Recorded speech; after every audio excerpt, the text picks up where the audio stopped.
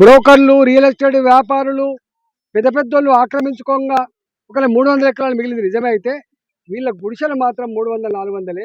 ఆ గుడిసెల కింద ఉన్న భూములు ఓ 4 ఎకరాలు, 5 ఎకరాలు, 6 ఎకరాలు ఉంటుంది తప్ప 300 ఎకరాలు లేదు. గా గుడిసెలు కూలగొట్టి పేపర్లలో, మీ ట్విట్టర్లలో, మీ సోషల్ మీడియాలో 15,000 కోట్ల రూపాయల జాగ మించిన చెప్పి చెప్పుకుంటూ కదా. మీకు ఏమైనా సిగ్గుందా అని చెప్పి అడుగుతున్నాను. మీకు సిగ్గుందా అని చెప్పి అడుగుతున్నాను. నేను అడుగుతున్నా, ఒకవేళ ఒకవేళ మీరు కూలగొట్టదలుచుకుంటే ఈ భూమిని అమ్ముకొని మీరు డబ్బులు చేసుకోదలుచుకుంటే మీరు వచ్చి ఆ బస్తీ వాళ్ళతో మాట్లాడండి. ఇక్కడ 5 బస్తీలు ఉన్నాయి. ఇక్కడ నరసింహ బస్తీ అని, సాయినగర్ బస్తీ అని, గాలిపోచమ్మ బస్తీ అని, బాలయ్య బస్తీ అని, ఏ 5 బస్తీలు అయితే ఉన్నాయో బస్తీ పెద్దలతో మాట్లాడి, అయ్యో మీరు ఇక్కడ ఈ తాడి చెట్టు లోతు గొయ్యిలల్లా పిల్లలకు ప్రమాదం ఉంటుంది, మీకు ప్రమాదం ఉంటుంది అని చెప్పి నిజంగా నీకు మానవత్వం ఉంటే వచ్చి మీకు అమ్మ మీకు ఇంతకంటే మంచి డబుల్ బెడ్రూమ్ ఇస్తాం, ఇంతకంటే మంచి జాగాలు మీకు భూములు ఇస్తామని చెప్పి కౌన్సిలింగ్ చేయాలి. కానీ ఎవరితో సంప్రదించకుండా పిల్లలు జల్లలు సామాన్ అంతా కూడా కళ్ళ ముందే ఇలా బుల్డోజర్ల కింద ఆ తిప్పర్ల కింద వేసి నలిపేస్తూ ఉంటే కన్నీరు మున్నీరై ఏడుస్తున్నా కూడా కనికరించలే ఇలా ప్రభుత్వం. అంటే ఎంత నిజాం సర్కారోడు కూడా, ఆనాటి రాజులు కూడా ఇంత నీచంగా లేకుండొచ్చు. అలాంటి పరిస్థితి ఉంది. నేను ఈ ప్రభుత్వాన్ని హెచ్చరిస్తా ఉన్నా, మీరు హైడ్రా సంస్థ పెట్టుకున్నారు. హైడ్రా సంస్థ పెట్టుకున్న నాడు ప్రజలు ఆశించిండ్రు ప్రభుత్వ భూములలో పెద్ద పెద్ద బిల్డర్లు కట్టుకున్న వాటి కూల్చేస్తారు అనుకున్నాం. మీరు ప్రభుత్వ స్థలాలలో పెద్ద పెద్ద దుర్మార్గులు నాయకుల వాటి కూల్చేస్తారు అనుకున్నాం. కానీ మీ హైడ్రా పేదోళ్ళ ఇళ్ళను కూలగొట్టి పేదోళ్ళ కన్నీళ్లతో చెలగాట మారుతారని చెప్పి మేము ఎక్స్పెక్ట్ చేయలే. ఇలా రంగనాథ్ మరి ఎందుకు ఆయన ఏం ఆదేశాలు ఇచ్చిండో, తన కిందున్న అధికారులు ఏం చేసిండ్రో కానీ ఇవాళ వచ్చి చూడు. ఇవాళ నేను అడుగుతున్నా, మీకు ఒకవేళ నిజంగానే కనుక పాత వాళ్ళు కాదు కొత్త వాళ్ళు కూడా వేసుకుంటారు కావచ్చు. ఇలా ఎంత వేసుకున్నారు? ఇలా హైటెక్ సిటీలో 100 ఎకరాల భూములు కబ్జా పెట్టేవాళ్ళు లేరు. ఇవాళ మీరు శంకర్ హిల్స్ గురించి మాట్లాడుతున్నారు, 340 ఎకరాల గురించి. ఇవాళ 100 కోట్లకు ఎకరం విలువైన భూములలో రియల్ ఎస్టేట్ వ్యాపారుల గురించి రోజు పేపర్ రాస్తున్నారు. వాళ్ళ మీద చర్య తీసుకునే దమ్ము మీకు లేదు. నోరు లేనోళ్ళు కాబట్టి, దిక్కు లేనోళ్ళు కాబట్టి, పేదరికంలో మగ్గే వాళ్ళు కాబట్టి ఇలా వాళ్ళ గుడిసెలు మాత్రం నువ్వు బుల్డోజర్లు పెట్టి కూలగొడుతున్నావు. ఇది నీకు మంచి జరుగుతుందని చెప్పి అడుగుతున్నాను. పేదవాళ్ళ కన్నీళ్ళని చూసినోడు, పేదవాళ్ళ గూడుని చెదరగొట్టినోడు, పేదవాళ్ళ జీవితాలతో చెలగడ మాట్లాడేవాడు ఎవరికి మంచి జరగదు. వాళ్ళు చెప్తున్నారు, మా పిల్లలు ఫస్ట్ తరం మేము ఎవరైనా చదువుకోలేదు సారు, మా తాత చదువుకోలే, మా నాన్న చదువుకోలే, మా పిల్లలు ఇవాళ చదువుకుపోతున్నారు. ఆ పిల్లల పుస్తకాలు కూడా తీయలేదు. ఆ పిల్లల్ని చూస్తుంటే దుఃఖం వస్తుంది. అసలు ఆ పిల్లల్ని చూస్తే దుఃఖం వస్తుంది. అసలు ఎట్లుంటున్నారా మీరు ఇక్కడ అంటే మాకు వేరే దిక్కు అంటే కరెంటు లేదు, కరెంటు తీసేసినావు, తాగే నీళ్లు తీసేసినావు. ఏంటిది? వీళ్ళు ఎవరు? వీళ్ళైనా పరాయి పాకిస్తాన్ వాళ్ళ? వీళ్ళైనా బంగ్లాదేశ్ వాళ్ళ? వీరు భారత మాత బిడ్డలు కాదా? వీళ్ళు తెలంగాణ బిడ్డలు కాదా? వీళ్ళు బతుకుచారం కోసం వచ్చిన వాళ్ళు కాదా? ఒకవేళ నీ కుటుంబానికి అది జరిగితే, నా కుటుంబానికి అది జరిగితే ఇలా మీరు ఎట్లా ఫీల్ అవుతారో ఆలోచించండి.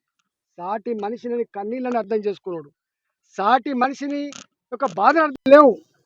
ఈ గుట్టలలో నల్లా కనెక్షన్ లేవు, ఈ గుట్టలలో బోర్లు వేసుకున్నారు వాళ్ళు. ఇవాళ వాళ్ళు ఇక్కడనే ఒక కాలనీ ఉంటది, గంగిరెద్దుల కాలనీ. అది వాళ్ళకి ఎడ్లు లేకపోతే పశువులు లేకపోతే జీవించలేదు వాళ్ళు. అంటే కరెంటు స్తంభాలు కూలగొట్టి వైర్లను తెంపేసి బోర్లల్లో కూడా నీళ్లు లేకుండా చేసి చిమ్మల చీకట్లో ఎవరు వచ్చినా కూడా ఈ గుట్టలలో ఈ చెట్లలో పాములు తప్ప, పురుగు పూసి ఉంటుంది తప్ప మనుషులు ఉండేటువంటి వాళ్ళు కాదు.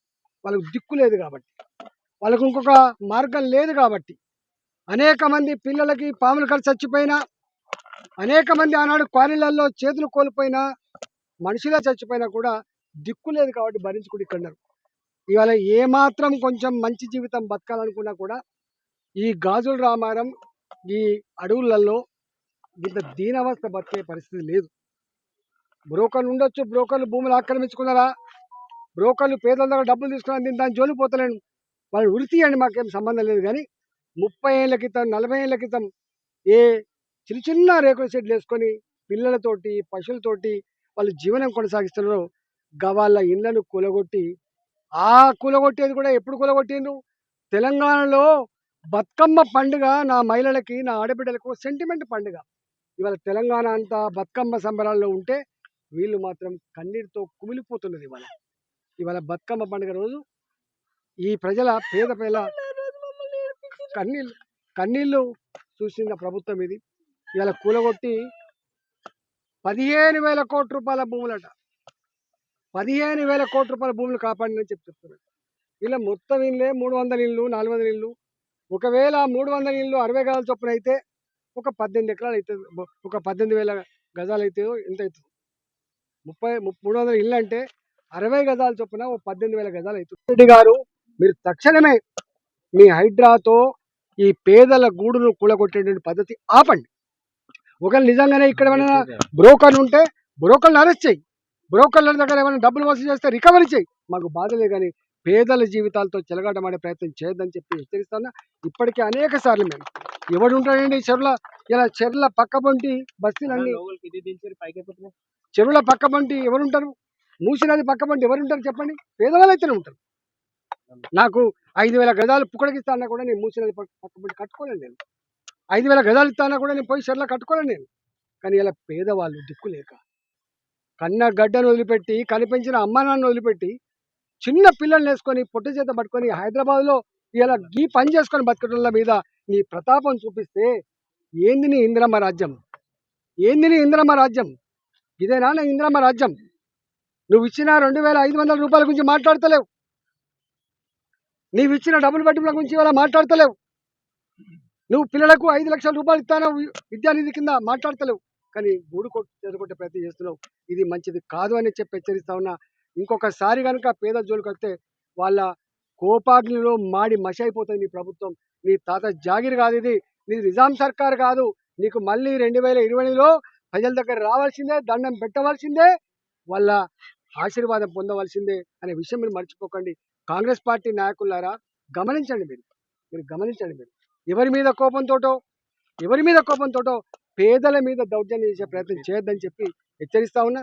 ఇవాళ ఈ గాజుల రామారంలో నేను చెప్పిన 5 బస్తీలలో కూలగొట్టబడ్డ ఇళ్ళ జాగాలో వాళ్ళకు ఒక పక్కకు, మీకు నిజాయితీ ఉంటే వాళ్ళకు ఒక పక్కకు ప్రభుత్వపరమైన ఆస్తులండి. ఇది నా జాగిరి కాదు, ఇది మీ జాగిరి కాదు కదా.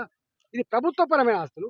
ప్రభుత్వపరమైన ఆస్తులు ప్రజలకు ఏమైనా అవసరాలు తీర్చాలి తప్ప, ప్రజలకు ఒక బడి కట్టడానికి ఉపయోగపడాలి, ప్రజలకు ఒక హాస్పిటల్ కట్టడానికి ఉపయోగపడాలి, ప్రజలకు గూడు కట్టడానికి ఉపయోగపడాలి తప్ప ఇలా బ్రోకర్లు ఆక్రమించుకోవడానికి ఉపయోగపడద్దు. కాబట్టి ఇవాళ తక్షణమే వీళ్ళ 30 ఏళ్ళుగా 40 ఏళ్ళుగా ఉంటున్న వాళ్ళకు, ఇంకా హైదరాబాద్లో ఎక్కడెక్కడైతే ఇట్టాడు వాళ్ళు ఉన్నారో, మీరు 4 అంతస్తుల 5 అంతస్తుల మీరు డబుల్ బెడ్రూమ్ కట్టించి ఇచ్చే ప్రయత్నం చేయండి తప్ప, మీరు తప్పించుకునే ప్రయత్నం చేస్తే తప్పకుండా వాళ్ళ కన్నీళ్ళ వాళ్ళ ఉసురులో మీరు కథమైపోతారని చెప్పి హెచ్చరిస్తాను.